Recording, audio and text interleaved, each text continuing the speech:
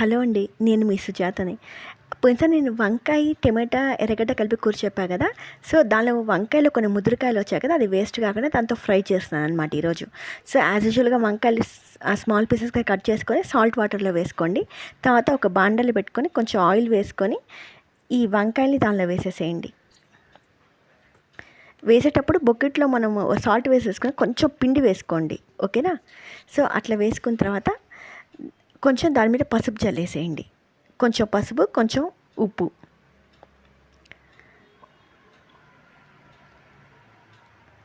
So, already ఉప్పు వాటర్‌లో మనం వేసాం కాబట్టి కొంచెం చూసుకొని లిమిటెడ్‌గా కొంచెమే వేసుకోండి. ఓకేనా? అది వేసుకొని కొంచెం కలయబెట్టేసేసి దాని మీద మూత పెట్టి కొంచెం మగ్గనియండి. ఈ లోపల దానికి సంబంధించిన పొడి తయారు చేద్దాం. కొంచెం ఎండుమిరపకాయలు, తినేశనగపప్పు కొంచెం, దాంతోపాటు కొంచెం జీలకర్ర డైజెషన్ ఈజీగా ఉండేదానికి, కొంచెం తెల్లగడ్డ ఫ్లేవర్ కోసం ఒక 3, 4 రెమ్మలు వేసి కొంచెం పొడి కొట్టేసుకోండి. ఈ లోపల మనం బాండల్లో ఉంది కదా వంకాయల్ని ఒకసారి మళ్ళీ తిరిగి కలయబెట్టండి.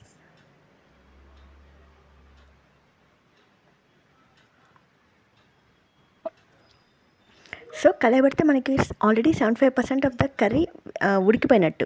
కాకపోతే ఇంకొక 25% ఏంటంటే మనం శనగపప్పు ఇవంతా పచ్చి వేసాం కదా! అవి కూడా కొంచెం రోస్ట్ అయితే బాగుంటుంది. కాబట్టి ఆ పొడి దానికి వేసేసి కొంచెం కలయబెట్టండి. ఒకసారి సాల్ట్ కూడా టేస్ట్ చేసుకోండి. నాకైతే కరెక్ట్‌గా సరిపోయింది.